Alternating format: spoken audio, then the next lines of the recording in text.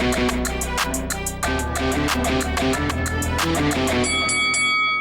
guys, welcome to Boxing Squared for boxing news and views from around the internet.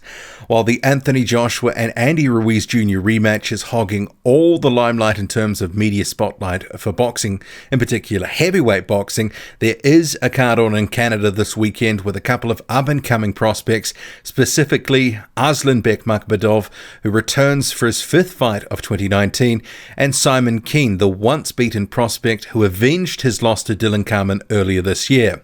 Makhmudov, and we'll start with him first, he will be facing Samuel Peter, and Simon Kean facing Siarhei Liakhovich.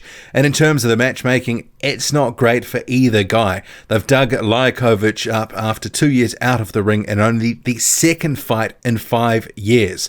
But Makhmudov and Peter, actually Samuel Peter himself has been relatively active, the former heavyweight champion of a decade and some change ago.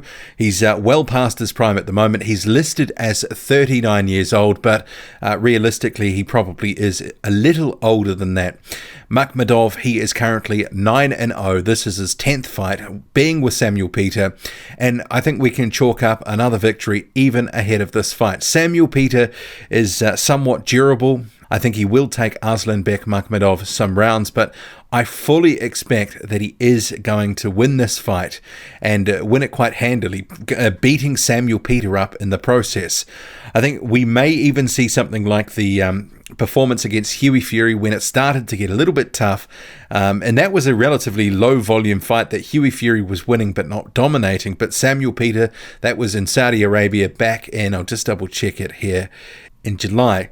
He pulled out of that one with a shoulder injury in the 7th round, and maybe we will see another retirement on the stool here, because I don't think he can take the weight of the punches from Arslanbek Makhmudov throughout these 10 rounds that it is scheduled for in Montreal.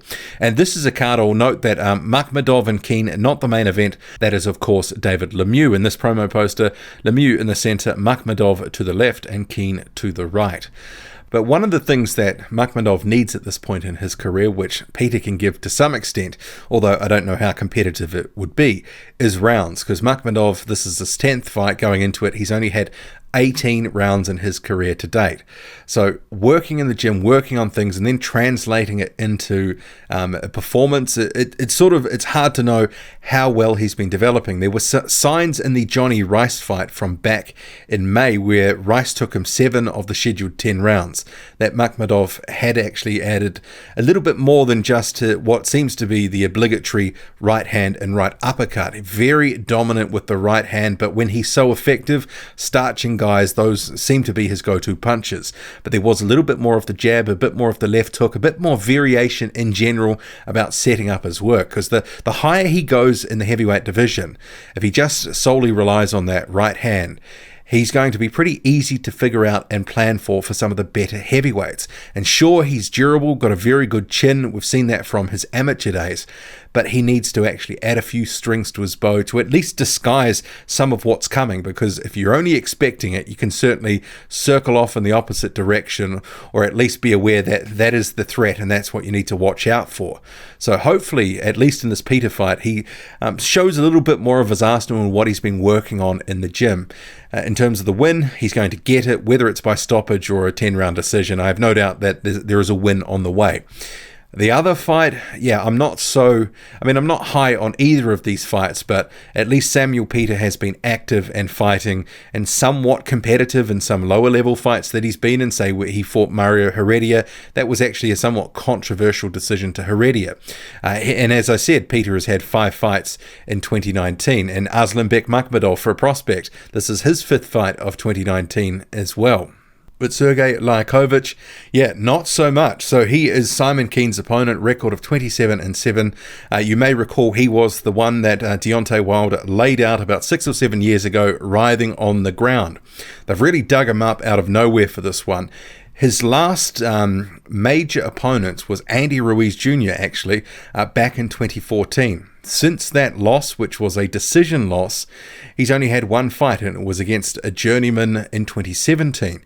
And now Simon Kean will be facing him. And he's currently 43 years old. So, yeah, I don't expect too much out of Liakhovich, 43 years old. Never a tremendous fighter, but clearly on the decline several years ago and won't have got any better. And the matchmaking, as I sort of said, not great. And I'll come to that in a second. So Simon Kean will probably face a guy that is either going to crumble pretty early or will be on his bike. Liakhovich can move, but I think Keane will have probably not too much trouble eventually tracking him down and stopping him. If Liakhovich can manage to go the distance, it'll surprise me somewhat. But yeah, Keane for the win, no matter which way you slice it.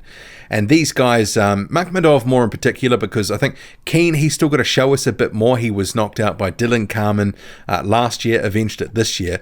Keane needs to prove he can get to that next level. There's a lot of hype and buzz around Arslanbek Makhmudov and his potential chances in the heavyweight division.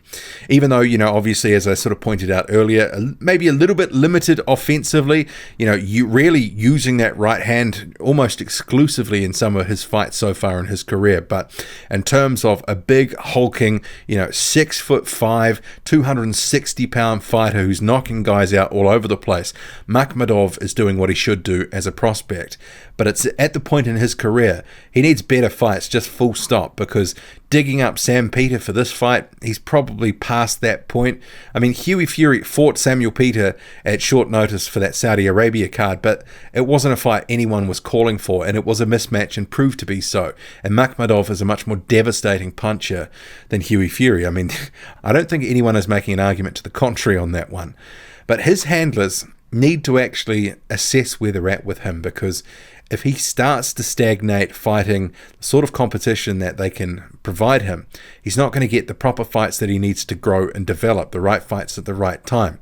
And it may have reached that sort of point in his career where he's a big fish in a small pond in Canada and needs to branch out, perhaps sign a co-promotional arrangement with one of maybe ESPN in the United States or PBC in the United States. More unlikely that he goes the UK route, but he could sign with DAZN in the USA.